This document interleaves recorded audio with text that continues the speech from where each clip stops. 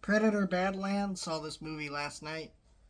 And I gotta say, I was optimistic about this movie, but I wasn't overly excited because as a Predator fan, I'm really just a fan of that first one. I did videos on all the Predator movies, and really in the videos of doing all those Predator movies, I really realized, yeah, I only liked the first one and Prey and the new animated one. But for a long time, there was one good Predator movie, and it was that first one. And I know this has director of Prey doing it again, but like that doesn't really mean anything. Shane Black directed the Predator movie before Prey, and Shane Black's really good, and he was in the first fucking Predator movie. So let's be real, we weren't really sure what this movie is gonna be. But this movie is actually pretty good. It's not perfect, but it's about as good as I think a modern day Predator could be, and it's a really damn good one. I don't know if I like it more than Prey or the first Predator, but it's definitely up there. I think let's get out of the way with the negatives here. My negatives for this movie are that because so much of the movie is focused on a predator who can't speak English, they had to come in with the story device to make that accessible to an audience. You can't just hear Predator grunting with subtitles. A lot of the audience would not watch that. Which is like, to me, if you really felt that way, then just throw this shit up on streaming and make it animated. And make Killers the one you put in theaters. Because to me, that would be the better route to do this. But I understand why they didn't do that. Because this is a visually stunning movie at multiple points. But I think because they chose that story route, the biggest problem of this movie is Ella Fanning plays this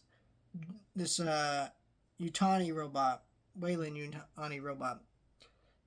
And her dialogue, some of it is good and meaningful. Her conversations that she has with this predator about him grieving and things like that, and other things that go on are beautiful ideas. Or there's a little monologue she gives about the wolf and what it means to be the alpha. It's pretty powerful stuff. But there's other points in the story you're like, this fucking robot is just talking because they kind of don't trust the audience enough to not bail on this movie because there ain't a human being talking. It's not enough to ruin the movie, but there are points I really felt that I'm like, fuck, we're gonna listen to her talk. Her character wasn't bad. I enjoyed her character, and the overall thesis of it is like, all right, but her character by the end of it was still the worst part of the movie.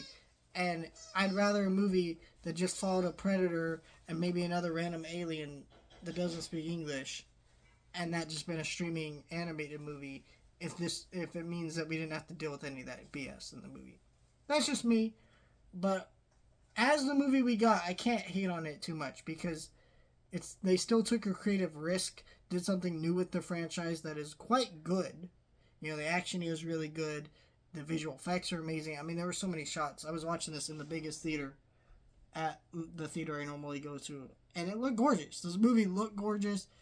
It's visually immersive, and it's a very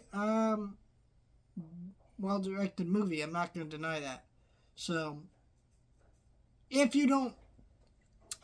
so, even with my criticisms, understand I like the movie. It's good. If you're a Predator fan, you definitely got to see this in a theater. It's awesome, but there's a little bit holding it back from being great. Like, I kind of categorize this like a 7 or 8 out of 10. Somewhere in there, because this movie is pretty